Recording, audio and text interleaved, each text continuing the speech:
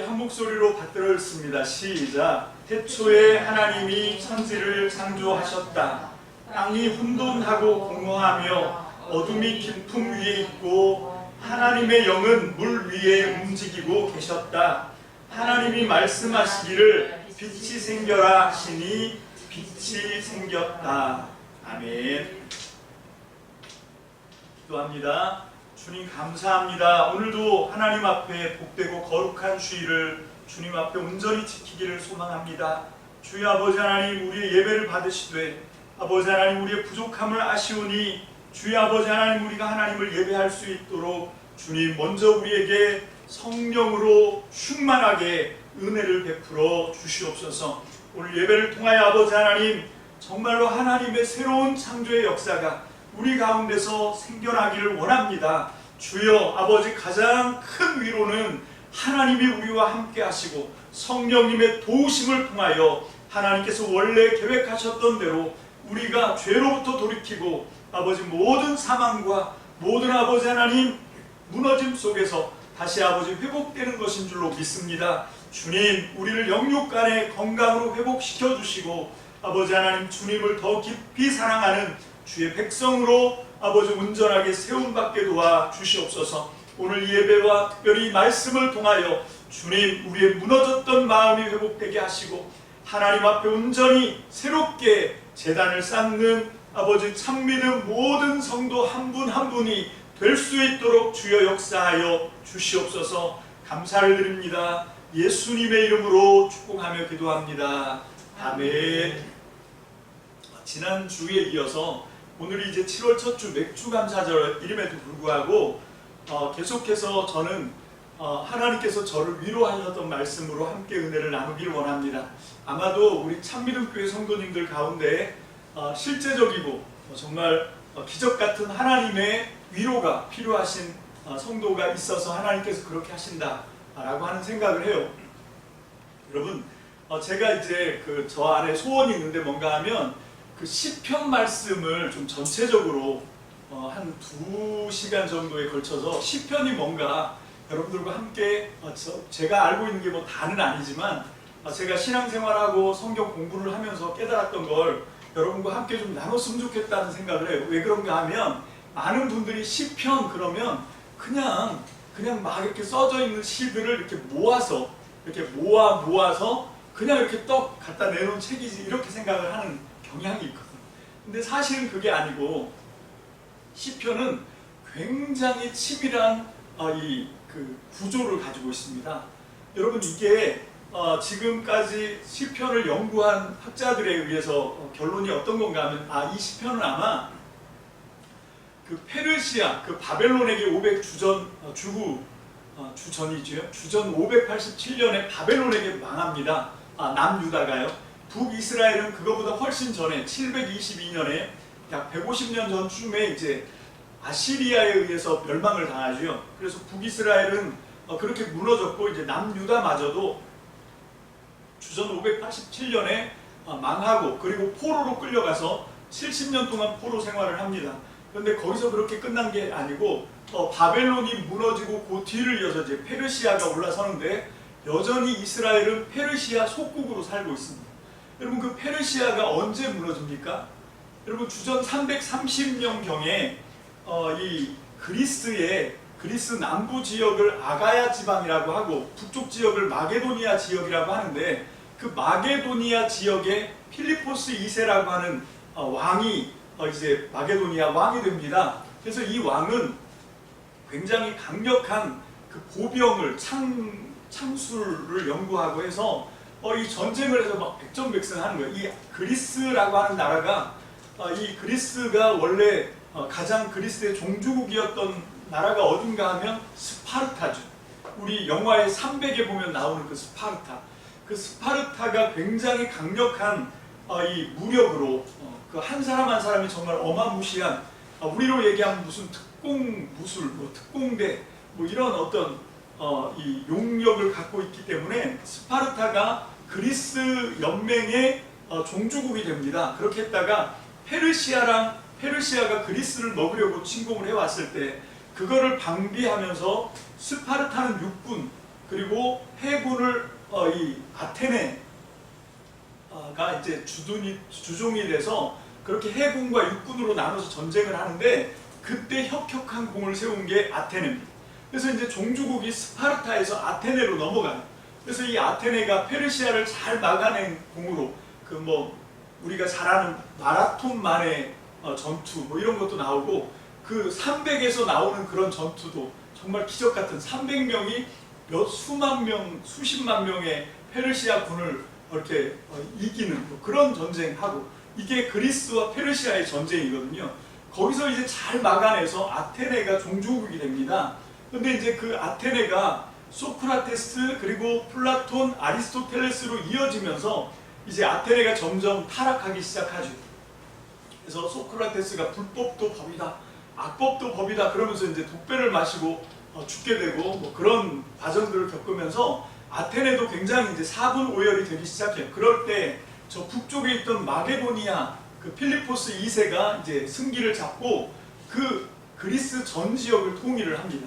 그리고 이제 마게도니아가 종주국이 됐는데 그때 그 아가야 지방을 정벌을 하면서 이 필리포스 2세가 어떤 일을 하냐면 자기 아들 알렉산드로스 대왕을 위해서 많이 들어보셨죠? 아리스토텔레스라고 하는 그 소크라테스, 플라톤을 이어서 정말 그리스의 그 철학과 문학과 뭐 이런 과학과 이런 모든 것들을 다 집대성했다고 할 수 있는 그런 현자 아리스토텔레스를 자기 아들 알렉산드로스의 가정교사로 초청을 합니다.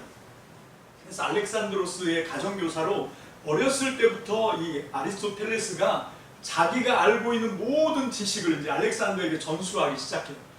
그 지식을 전해 듣고 이게 진리다. 그래서 보면 서양도 그렇고 동양도 그렇고 그 당시에 그리스를 중심으로 해서 뭐 다 무지몽매하죠. 다 미신을 믿고 그때가 주전이니까 지금이 2021년이니까 2300년 전의 세상이 뭐 별수가 있겠어요. 근데 그때 이제 그리스를 통해서 철학과 과학과 이성, 합리성 막 이런 게 최고조로 발달을 했으니까 그래서 빨리 이 무지몽매한 그래서 미신을 따르고 그냥 무식하게 살아가는 그런 사람들에게 이 이성과 합리성 이 그리스 철학의 이 지식을 빨리 좀 전수를 해줘야 되겠다 해서 나선 것이 알렉산드로스의 정복전쟁이에요. 우리가 그 정복전쟁이라고 하는 말도 사실 좀 자꾸 이걸 땅하고 연관시키는데 영토확장 전쟁이 아닙니다. 자기가 알고 있던 그리스 철학의 이성과 합리성 이걸 전파하기 위해서 알렉산드로스는 30만 명의 자기 휘하의 부하들을 끌고 그때 이 알렉산드로스의 나이가 18에 불과합니다. 그렇게 해서 이제 정벌 전쟁에 나가서 10년이 넘도록 그렇게 해서 33살에 죽을 때까지 고국으로 돌아오지 못하고 결국은 정벌을 나갔다가 돌아오는 길에 이제 말라리아에 걸려서 죽게 되는 그게 이제 알렉산드로스인데 너무 길게 설명을 했는데 어쨌건 그렇게 하면서 헬라 제국으로 페르시아가 이제 망하죠. 헬라 제국에 알렉산드로스에게 망하고 그럼에도 불구하고 여전히 이스라엘은 아직도 속국입니다. 그러니까 속국의 주체가 바뀐 거예요. 바벨론에서 페르시아로, 페르시아에서 다시 헬라 제국으로 바뀝니다. 헬라 제국으로 바뀌어서 더 극심하게 탄압과 수탈을 당하죠. 그렇게 살다가 이제 좀 어떤 일이 벌어지냐면 저쪽 이탈리아에서 로마라고 하는 나라가 생겨요.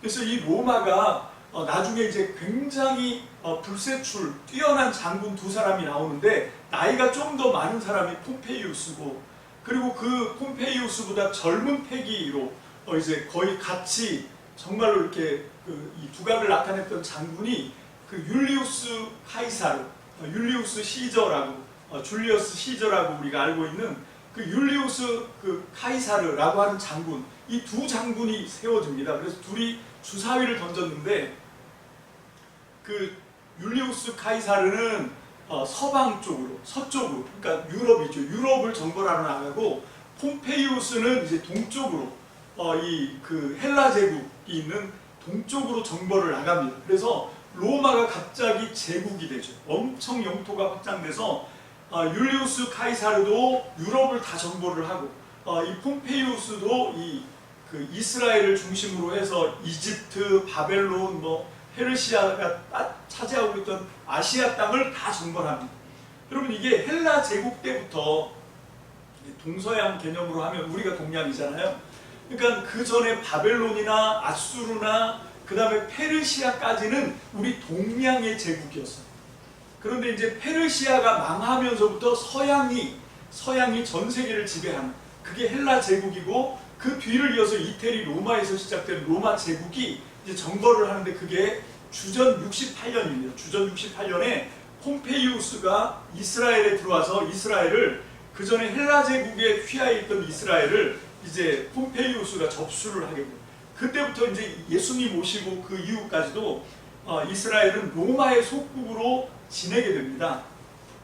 여러분, 이렇게 이 장황한 역사 이야기를 하는 이유가 뭔가 하면, 이렇게 그 이스라엘이라고 하는 나라가 587년, 주전 587년부터 계속해서 속국으로 지내고 살고 있었다라고 하는 것이죠. 얼마나 비참하겠습니까? 우리도 겨우라고 표현해서 너무 죄송한데, 비교해서 그렇습니다. 이스라엘과 비교해서 우리는 36년 동안, 35년 동안 압제를 당한 것 때문에도 지금까지도 그 상처가 있잖아요. 지금까지도 그 위안부라든지 그 강제 노동을 끌려갔던, 징용과 징병으로 끌려갔던 이런 분들이 아직도 한이 맺혀 있잖아요. 그게 씻어지지 않습니다. 그런데 이거는 무려 500년이 넘도록 수탈을 당하는 거예요. 500년이 넘도록 주권이 잃어버린 겁니다. 이건 엄청난 거죠. 그러니까 그 상황이 되면 어떻게 되냐면, 도대체 이거 하나님이 있는 거야 없는 거야, 이런 판국이 되는 거예요. 여러분, 요 시점쯤에 아마 이게 주전 한 200년에서 250년 요 사이에 어떤 대단히 뛰어난 신학자가 이 시편을 이렇게 편집해서 완성을 시킨 겁니다. 이 시편의 목적은 뭔가 하면, 그렇게 소망 없어서 막 하나님 앞에 절망을 토로하는 이스라엘 백성들에게 하나님의 율법의 말씀을 붙들고 끝까지 소망을 포기하지 말라고 격려하고 위로하는 차원에서 이 시편 150편이 탄생한 거예요. 여러분, 나중에 이제 시편에 대해서 더 자세하게 얘기할 때 얘기하겠지만, 이게 전부 5권으로 되어 있거든요. 그 5권으로 배열한 것도 굉장히 치밀한 어떤 구조의 그 치밀한 의도가 담겨 있고요. 그걸 통해서 이루고자 하는 목적도 분명합니다. 근데 우리가 그거를 하나도 모르고 그냥 우리가 알고 있는 시편은 시편 23편, 시편 23편이 전부예요. 시편 1편, 시편 23편, 이게 전부죠. 그래서 이거 시편에 대해서는 완전히 무지한 거 아닌가 싶은 생각이 있어요. 그래서 이 시편에 대해서도 우리가 좀 공부할 수 있는 기회가 있으면 더 자세하게 한번 살펴보기를 원하는데, 자, 그렇게 그 시편, 오늘 우리가 한번 찾아볼 건 시편 42편, 시편 42편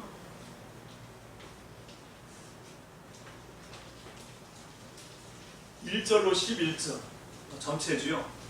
다 함께 한 목소리로 하나님 말씀을 받들어 읽겠습니다. 시편 42편 1절로 11절. 세웅이가 또박또박 읽어주길 목사님 기대해요. 시편 42편 1절로 11절.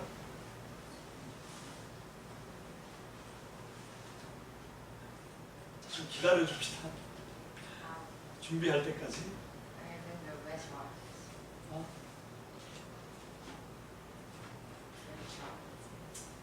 우리 하나님이 세웅이의 목소리로 시편을 낭낭하게 이렇게 한번 읽어주기를 기대하고 있는 거야.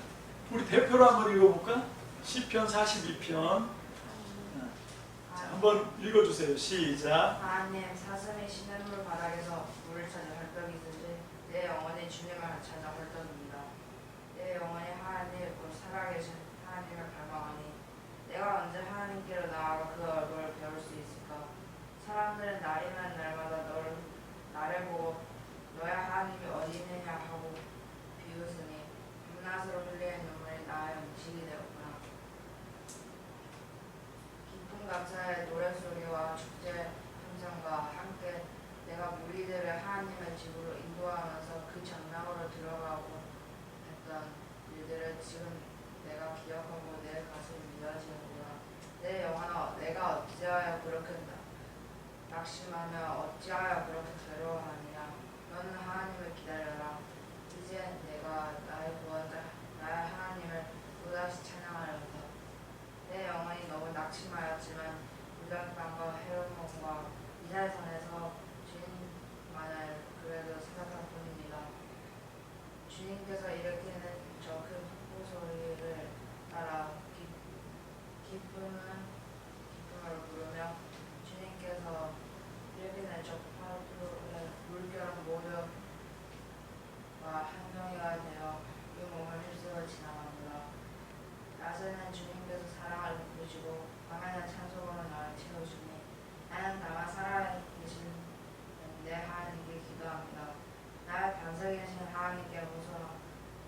하였습니다. 어찌하여 하나님께서 나를 잊으셨습니까? 어찌하여 이 몸이 원수에게 짓눌려 슬픈 나날을 보내야 합니까? 원수들의 날마다 나를 보고 네 하나님이 어디 있느냐 하고 분쟁하니 그 조롱소리가 나의 뼈를 부수는구나. 내 영혼아 내가 어찌하여 그렇게 낙심하며 어찌하여 그렇게 괴로워하느냐. 너는 하나님을 기다려라. 이때 내가 나의 구원자 나의 하나님을 또다시 찬양하리라. 아멘. 자, 우리 세웅이가 읽어주니까 더 은혜가 되는 것 같은 게, 우리 세웅이도 그런 느낌을 알고 있는 것 같아요. 뭐냐면, 하나님이 정말 나를 잊었습니까? 어째서 이 몸이 원수에게 이렇게 짓눌리고 핍박당하고 그래서 슬픈데 하나님은 왜 내 억울함을 안 돌아보십니까? 그런 어떤 마음이 있는 사람, 그런 경험이 있는 사람이 지금 이 시를 보는 거거든요. 아까 제가 그 역사를 쭉 나열했던 게 바로 이런 느낌을 알기 위해서 그렇거든요. 시편은 그런 데서 나오는 노래입니다. 자, 그런데 오늘 말씀은 시편 42편인데 5절과 11절이 똑같은 내용이 반복되는 거예요. 제가 한번 읽어보면, 내 영혼아 내가 어찌하여 그렇게 낙심하며 어찌하여 그렇게 괴로워하느냐. 너는 하나님을 기다려라. 이제 내가 나의 구원자 나의 하나님을 또다시 찬양하련다. 자, 이게 5절에도 11절에도 반복되면서 그 안에 내용으로 채워지는 거거든요. 자, 후반부에 가서 보면 7절에 특히 주님께서 일으키시는 저 큰 폭포 소리를 따라 기품은 기품을 부르며, 주님께서 일으키시는 저 파도의 물결은 모두가 한 덩이가 되어서 이 몸을 휩쓸고 지나갑니다. 자, 이게 시편 기자가 자기가 처해 있는 상황을 이해하고 있는 인식이에요. 나는 지금 너무 깊은 절망에 빠져 있는데 거기에 더 깊은 절망이 덮어 씌운 것 같은, 이게 반복되는 거예요. 기품이 또 기품을 부르는 거죠. 바벨론에게 망해서 이제 좀 소망이 있나 싶었는데 페르시아가 다시 주권을 가지고 또 짓누르고, 헬라가 또 짓누르고, 헬라가 끝나면 다시 로마가 또 짓누르고, 그 속에서 주권을 회복하지 못하고 거기서 인간 취급을 받지 못하고 내가 갖고 있는 모든 것들을 수탈당하고 심지어는 내 자식들의 목숨조차도 어떻게 보존해 볼 수 없는, 여러분 이게 하나님의 나라라고 하는 이스라엘이 얼마나 초라한지요.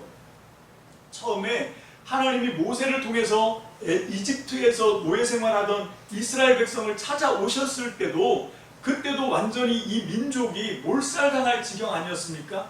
여러분 영어로 그걸 제노사이드, 민족을 말살시키는 그런 건데, 지금 이집트 파라오가 이 한민족 유대 민족을 말살시키려고 마음을 먹었어요.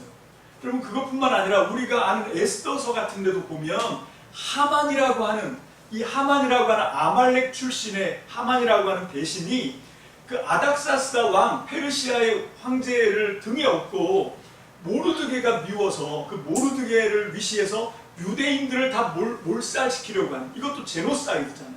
여러분 이렇게 지금 고통을 당하고 있는 사람인 거죠. 그런 상황이고 그런 민족이고, 그게 바로 이 시편 42편을 쓴 사람들입니다. 여러분 정말 언제 우리 민족이 이제 씨가 마를지 모르는, 내가 무능해서 내가 이제 정말 하나님 앞에 죄를 지어서 그래서 주변에 있는 그런 우리를 잡아먹으려고 하는 강한 나라들이, 또 그 악한 세력들이 계속해서 이런 시도를 하고 있는 그런 상황인 겁니다. 그런데 하나님이 이것들을 허락하셨다는 거죠. 왜? 여기에서 뭐를 찾기를 원하시냐면, 진짜 하나님의 나라는 여기서 나오는 거거든요. 진짜 하나님의 계획은 이런 데서 완성되는 것이다. 이게 신학자가 바라보는, 하나님을 아는 사람이 바라보는 믿음의 아주 탁월한 식견입니다. 여러분 이건 저절로 나오는 것이 아니라 이런 수없이 많은 환경의 환난과 고난들을 뚫고 지나본 사람만, 그래서 하나님을 경험해본 그 지식들이, 경험해본 그런 경험들이, 하나님을 만나고 하나님이 도와주신 것들을 경험해본 그 경험들이 차곡차곡 축적되고 쌓이게 되면 나중에는 깨닫게 되는 거예요. 아, 이 기쁨이 이게 그냥 절망으로 끝나는 게 아니구나, 이게 그냥 슬픔으로 끝날 문제가 아니라 여기서 뭔가가 터지는구나, 이 기대를 하는 거예요.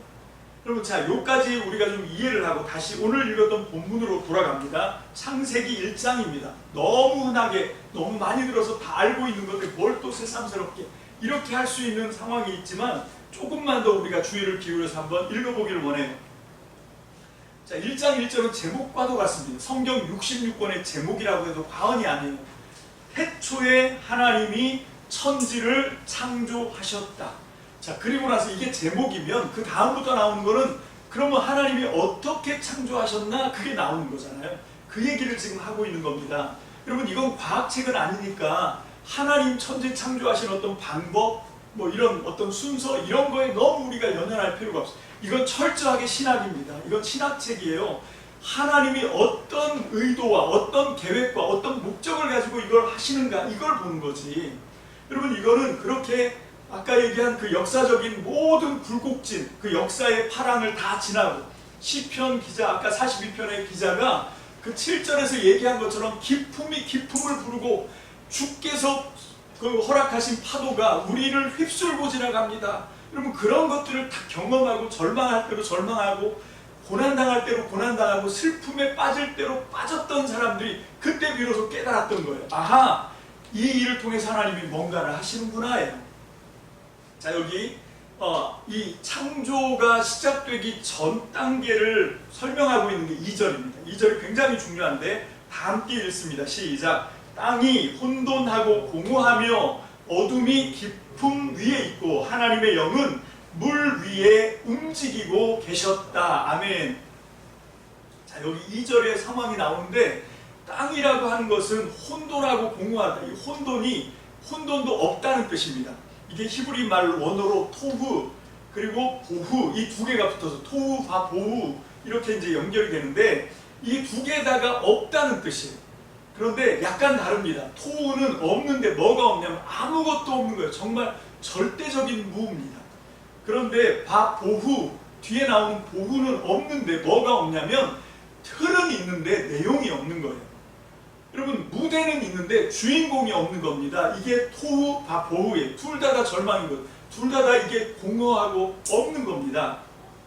그래서 우리말로 혼돈이라고 번역을 했고 토후를, 그리고 보후를 공허라고, 이거는 있긴 있는데 틀만 있고 무대만 있지 주인공이 없는 거예요. 내용이 없는 거예요. 그래서 공허라고 번역을 합니다.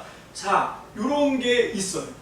자, 이거를 이제 어둠이 표현하는데 뭐라 그러냐면 어둠이 깊음 위에 있다. 오늘 설교 제목이 기품은 기품을 부르며 이렇게 되어 있잖아요. 그래서 어둠이 있는데 그 어둠이 어느 정도인가 하면 기품, 그러니까 이게 너무 절망적인 어둠인 거예요. 이건 절망을 총칭하는 그런 어떤 단어라고 할 수 있습니다. 절망이 너무 절망인데 소망이 없는 절망, 그거를 절망, 이 어둠은 깊음 위에 있다 이렇게 얘기하는 거죠. 자, 인간의 눈으로 보면, 인간의 경험으로 보면 이제 끝인 거예요. 더 이상 희망은 없습니다. 더 이상 가능성도 없습니다. 이게 기품은 기품을 부르는 상태인 거예요. 이게 어둠은 기품 속에 있다 그 얘기입니다. 그런데 인간은 그렇게 끝나지만, 인간은 절대 절망을 느끼고 그렇게 항복할 수밖에 없지만 아무것도 소망할 수 없는 상황이지만, 그럴 때 바로 그 상황에, 그 시간에, 거기에 하나님이 역사하십니다. 여러분, 이게 하나님의 창조 이야기예요. 자, 여기 이렇게 이 땅은 혼돈하고 공허하고 그리고 흑암은 깊음 위에 있는 이런 상황인데, 거기에 뭐가 있냐면 그 후반부에 하나님의 영, 성령이죠. 우리 개역 개정에는 하나님의 신 이렇게 되어 있는데 둘 다 똑같습니다. 성령께서 물 위에 움직이고 계셨다. 이 번역은 살짝 좀 아쉽습니다. 그리고 차라리 개역 개정판이 훨씬 더 나아요. 여러분, 운행하셨다라고 하는 그 단어가 그 의미하고 있는 또 한 가지 의미가 있는데, 히브리어 원어에 그 단어가 뭘 얘기하고 있냐면 암탉이 알을 이렇게 품고 있는 그런 상황이에요. 그게 운행입니다. 그게 수면, 이게 지금 보면 어떤 거냐면 혼돈, 공허, 흑암이 깊음 위에 있는 그런 인간의 모든 상태가 하나님의 신이 그걸 다 감싸고 계신, 다 덮고 계신 겁니다. 여러분, 이게 그 조류들이 보통 조류가 알을, 그게 수정란이면요, 알을 낳으면 그 알을 품으면 거기서 새로운 새끼가 나오죠. 병아리가 나오고 뭐 이렇게 하는데, 조류는 보통 부화하는 시기가 언제입니까? 알이 딱 나고 나서 그 수정란이 된 알이 딱 이 암탉을 통해서, 암 조류를 통해서 딱 나오고 나면 보통 일반적으로 3주입니다. 21일이 이렇게 품고 있으면 21일이 지나면 그 알이 깨지면서 거기서 새로운 생명이 나오지요. 이게 이제 거의 대부분의 조류가 그런데 다만 딱 한 가지, 뻐꾸기는 18일입니다. 뻐꾸기는 남들보다 3일 먼저 나와요. 그 이유는 뭔가 하면 그 뻐꾸기의 생태가 그래요. 뻐꾸기가 절대 알을 지가 품지 않습니다. 부화를 시키지 않아요. 뻐꾸기는 다른 새에 의해서 이 알이 부화가 되죠.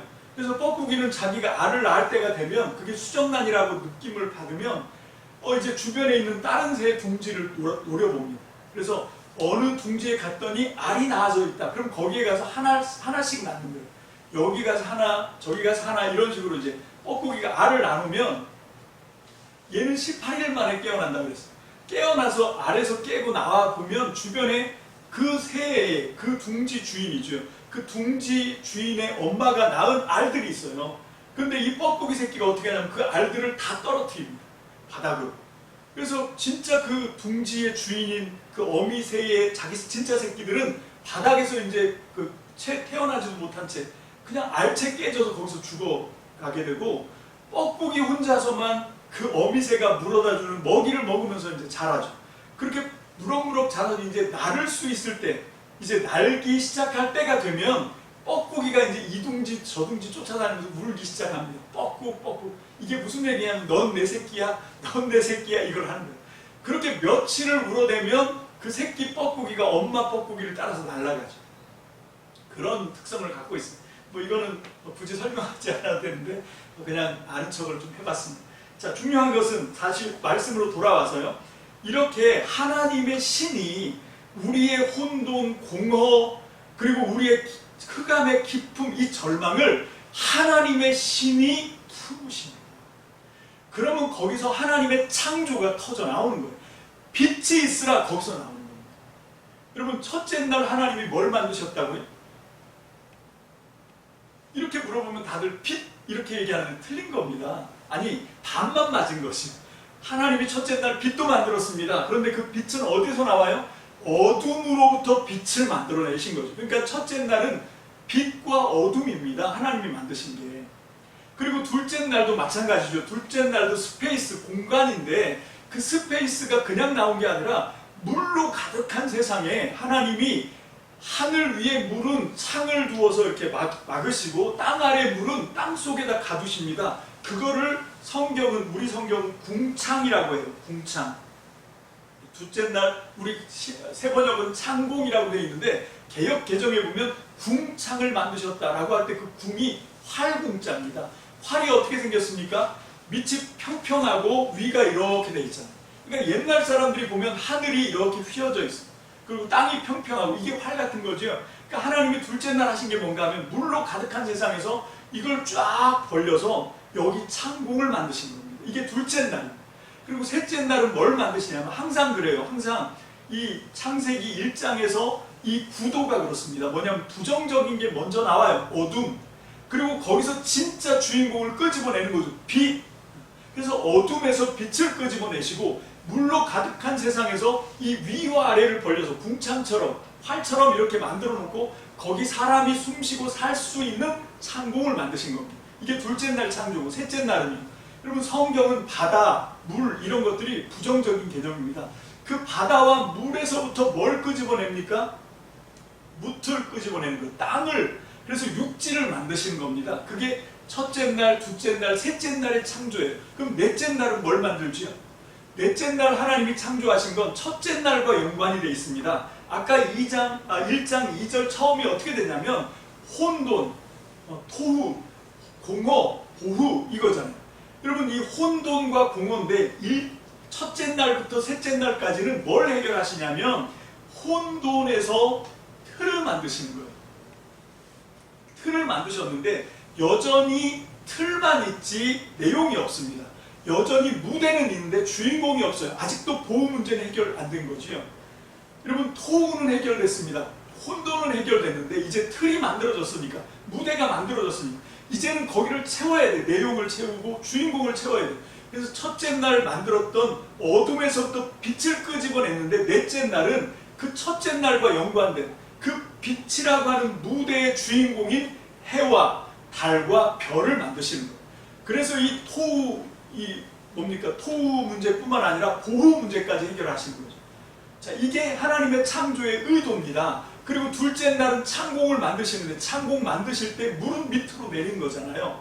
그래서 물고기와 새를 만드는 겁니다. 둘째 날 무대와 틀의 주인공인 내용과 주인공을 만들어 채우시는 거죠. 그리고 셋째 날 그 바다에서부터 끌어모은 육지에 주인공이 되는 길짐승, 들짐승, 사람을 만드시는 겁니다. 자, 그러나 하나님의 창조는 거기서 끝나지 않아요.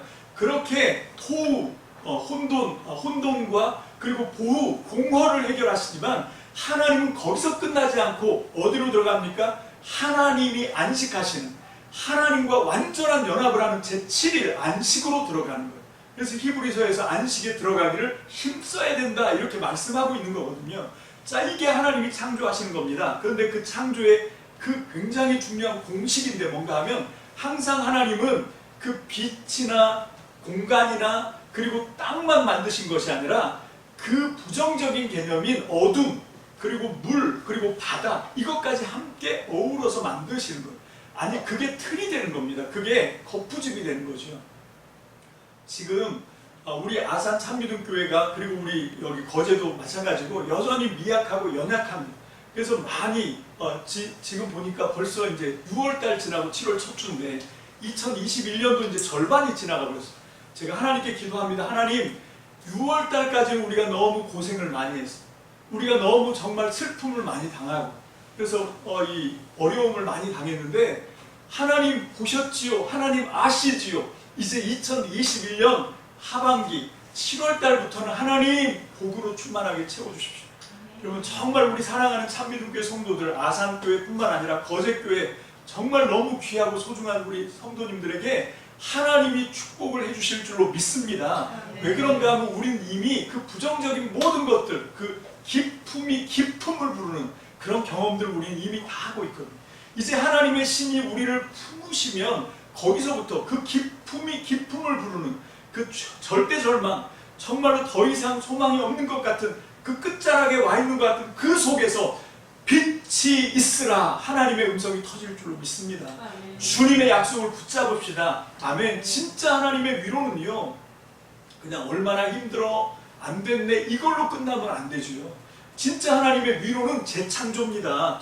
하나님의 축복은 하나님이 우리와 함께 하신 겁니다. 그래서 이 깊은 절망, 더 이상 소망이 없는 이 바닥인 줄 알았는데 이제 지하까지 뚫고 내려간 정말로 너무너무 끔찍한 우리의 상황 속에 하나님의 성령이 우리를 품으시니까 거기서 주님의 음성이 들려오는 겁니다.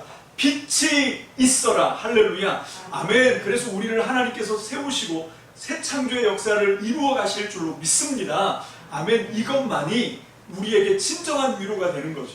그래서 정말 아산 참미등교회와 거제 참미등교회 성도님들 가운데 이런 일들을 2021년의 상반기 동안 지나가면서 정말 어떻게 하나님이 살아계신데 우리가 이런 일을 당할 수 있나요? 그래서 정말 이 시편 42편 말씀에 의하면 정말로 내 영혼이 낙심하고 내 영혼이 괴로워하고 하나님 도대체 어디 있는 겁니까? 이런 얘기가 내 속에서도 막 울려오잖아요. 여러분 안 그렇습니까? 저는 막 그렇게 했어요.